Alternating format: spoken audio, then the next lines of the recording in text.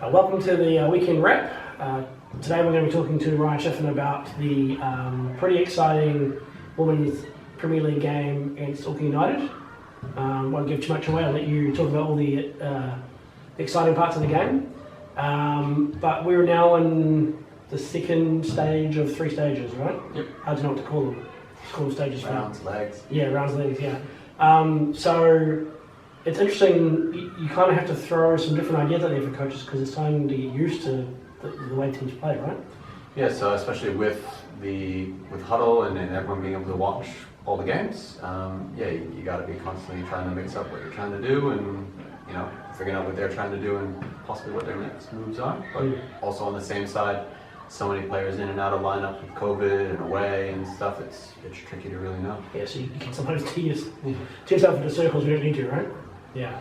So on the game itself though, why don't you talk us through how that first half went? Yeah, first half, not the way we drew it up. Come out of the starting blocks and concede within the first minute, which is never ideal. Just error in the middle of the field, and Martine pounced on it and did a great finish, which is exactly what she always does. So that was a tough start, and then I think 5 minutes later, again, a silly giveaway. They played a great cutback. Petra nearly made a great save, but it just went over the line, and what can you do? Down to 6-7 minutes into the game. Not where we wanted to be, but credit to the girls, didn't crumble, bounced back from that and actually put together a good performance in that half. I thought created the more dangerous of the opportunities after that time had passed. Possible penalty opportunity. Nita had a great shot top of the box that went just wide, 5 or 6 corners. So I felt like we were really threatening after that time had passed. It's really just in the future making sure that doesn't happen again. I mean, as a spectator, I thought, apart from that opening 6 minutes with the 2 goals, and maybe a couple minutes after that, while we were still kind of recovering, we played really well in that first half, attacking really well, and it was attacking better than we'd seen for a couple of weeks, I thought. Yeah, we were happy with that, and we felt like in that time period we really stuck to the game plan and what we had worked on, Tuesday and Thursday. So that was really promising going into the changing rooms. And then at halftime, we really didn't need to make any changes. We were really excited with how we had played.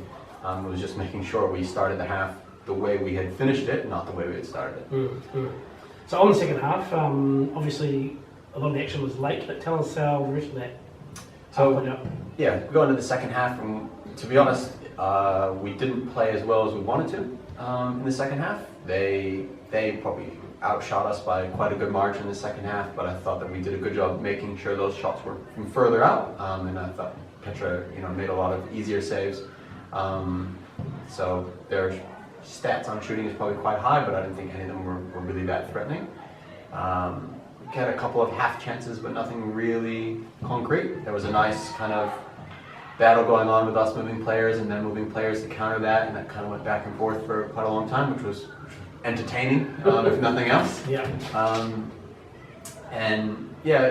We didn't exactly put the performance we wanted in the second half, but last 5 minutes, we had a great intercept. We played a great through ball. Kakao went through, made a great diagonal run, gets in behind and finishes 1-1 with the keeper, which was awesome. We're so excited to score, we forget to get the ball. But by the time we do, I think that was in the 88th minute, something like that we had scored, and it just felt like we were gonna have another good chance. We hadn't really had many, but just for some reason there was a feeling it was gonna come. We got that corner, in the 93rd, 94th, something like that, sent everyone, including the keeper. It bounced around the box a number of times, and honestly, if you've ever watched us play, that happens routinely, and it very rarely goes in the goal. So it was, in my heart, waiting for it to come out of the box, but to see it go into the goal was, the entire bench was up and screaming and cheering. It was a really exciting moment. And having been a team that's been on the other side of that before, it meant a lot to finally be on the right side of that. Yeah, you could hear a pin drop in the club rooms when it happened. It was a big looking out crowd, and it was very quiet after that. So that puts us in a good position, I guess, to catch West Coast Rangers this weekend, who played a catch-up game. Yeah, so massive game. 1 point behind now in goal difference. I think they've got the edge, but it's very close. So yeah, this is a game where we played them the first time around. We didn't play well, and credit to them, they had a good game. They scored 2 good goals. So really hoping we're catching some goal scoring form. We feel like we're attacking much better than we have in previous weeks. People like Brittany are looking far more dangerous. Sarah's starting to look like she's scoring week in, week out. So we're hopeful we're going to attack in the way we want to against them, and hopefully start to move up some spots. Cool, and it's Sunday 3 p.m. at the moment at Fred Taylor Park. Yeah. Yep. Cool. All right. Well, just finally before we go, just want to thank our sponsors: Pure Hydration, Bright Shine Blinds, Sal's Pizza, and Mexico Ellerslie. Thanks, guys. Catch you next week.